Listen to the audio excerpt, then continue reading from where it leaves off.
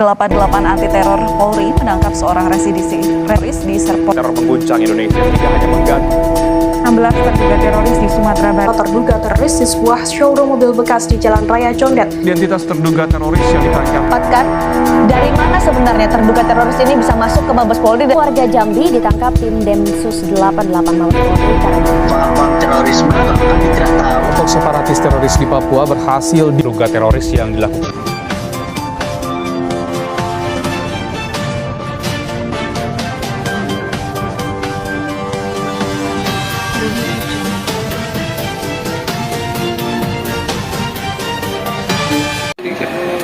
Assalamualaikum warahmatullahi wabarakatuh. Perkenalkan, saya Syarifah Aulia Saleh dengan NPM 213402516225.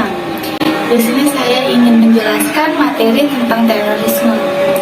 Yang pertama, kita harus tahu dulu tentang anti terorisme.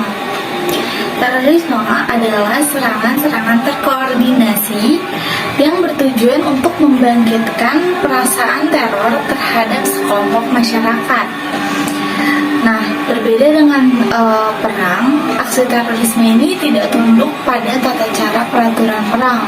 Maka dari itu, aksi ini biasanya dilakukan secara waktu yang tiba-tiba dan korban yang secara acak. Lalu yang kedua, ada pengertian terorisme secara luas. Istilah teroris oleh para ahli kontraterorisme dikatakan merujuk kepada para pelaku yang tidak tergabung dalam angkatan bersenjata, yang dikenal atau tidak menuruti peraturan angkatan bersenjata tersebut. Aksi terorisme juga mengandung makna bahwa serangan-serangan teroris yang dilakukan tidak berkemanusiaan dan tidak memiliki justifikasi. Maka dari itu, para teroris ini layak untuk mendapatkan hukuman yang berat. Lalu yang kedua, ada dampak dari terorisme. Dampak dari terorisme ini dapat mengakibatkan kerugian besar. Yang pertama di sini ada kehilangan jiwa. Nah, tentunya seperti yang kita tahu ya, bahwa aksi terorisme ini dilakukan secara brutal, yaitu dengan misalkan dengan melakukan pengeboman secara acak dan juga penembakan secara acak. Lalu yang kedua di sini ada kerugian harta dan benda. Kerugian harta dan benda ini sendiri seperti yang kita tahu bahwa aksi ini dapat merusak harta benda pada masyarakat, misalkan pada mobil, motor, dan harta benda lainnya. Lalu yang ketiga ada rusaknya fasilitas. Seperti dari kejadian sebelumnya yang kita tahu bahwa aksi terorisme ini sendiri yang terjadi di Indonesia banyak sekali merusak fasilitas negara. Lalu yang keempat ada kehilangan data. Aksi terorisme ini sendiri dapat berdampak pada kehilangan data dari misalkan data pemerintah atau data perusahaan. Lalu resiko ini sendiri tidak dapat kita hindari dalam terorisme. Lalu yang selanjutnya di sini ada alasan terorisme terjadi. Alasan terorisme terjadi di sini yang pertama adalah ingin merusak keselamatan publik. Seperti yang kita tahu bahwa aksi terorisme ini tidak memandang umur, genre atau apapun itu. Maka dari itu ini dapat menimbulkan merusak keselamatan publik. Lalu yang kedua di sini adalah mempengaruhi pengambilan kebijakan oleh penguasa. Nah, hal ini dapat terjadi karena pengambilan keputusan dari penguasa yang mungkin tidak disetujui.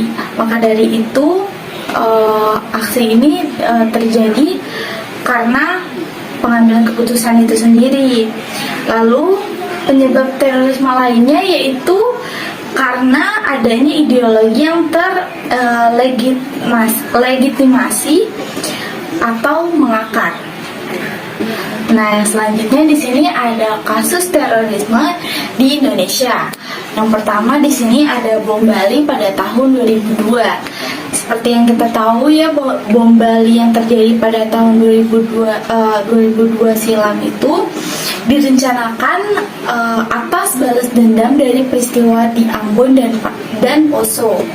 Dalam hal ini, para teroris tersebut melakukan balas dendam karena banyaknya umat muslim yang terbunuh akibat konflik tersebut. Pengadilan Negeri Jakarta Timur pada Rabu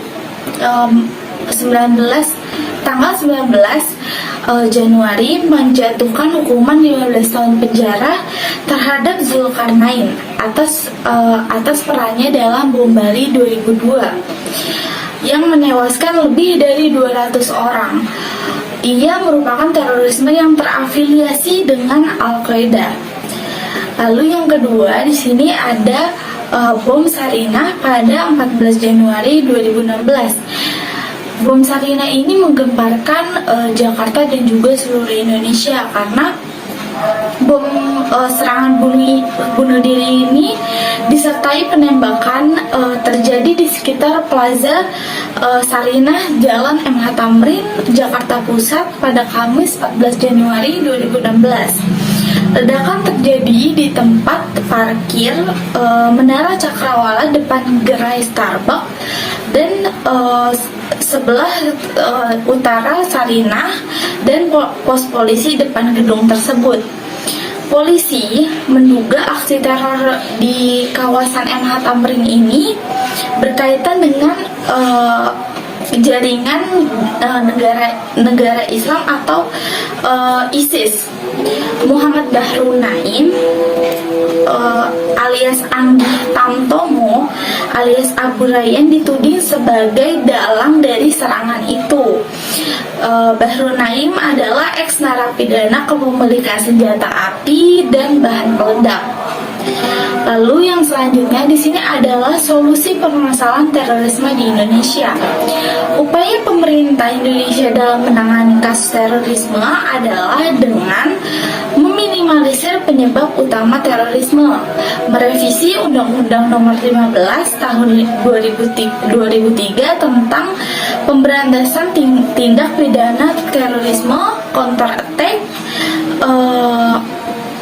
menjalankan ketentuan hukum serta melakukan kerjasama internasional dalam menangani kasus terorisme di Indonesia.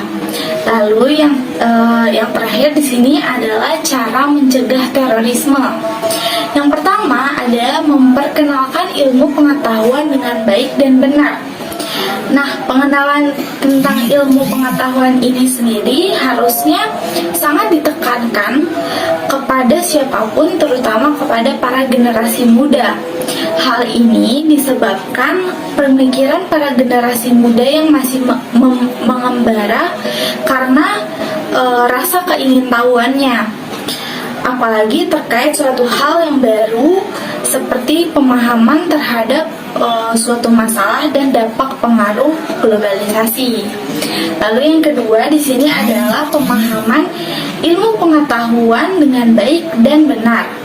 Setelah memperkenalkan ilmu pengetahuan dilakukan dengan baik dan benar, langkah berikutnya ialah tentang bagaimana cara untuk memahamkan ilmu pengetahuan tersebut. Lalu yang ketiga ada meminimalisir kesenjangan sosial. Kesenjangan sosial yang terjadi juga dapat memicu munculnya terorisme.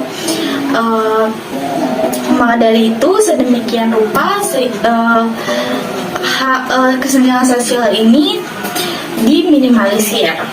Lalu yang keempat, menjaga persatuan dan kesatuan. Menjaga persatuan dan kesatuan juga dapat dilakukan sebagai upaya untuk mencegah pemahaman radikalisme dan tindakan terorisme di kalangan masyarakat, terlebih di tingkat negara. Begitu materi dari terorisme yang dapat saya sampaikan. Terima kasih. Wassalamualaikum warahmatullahi wabarakatuh.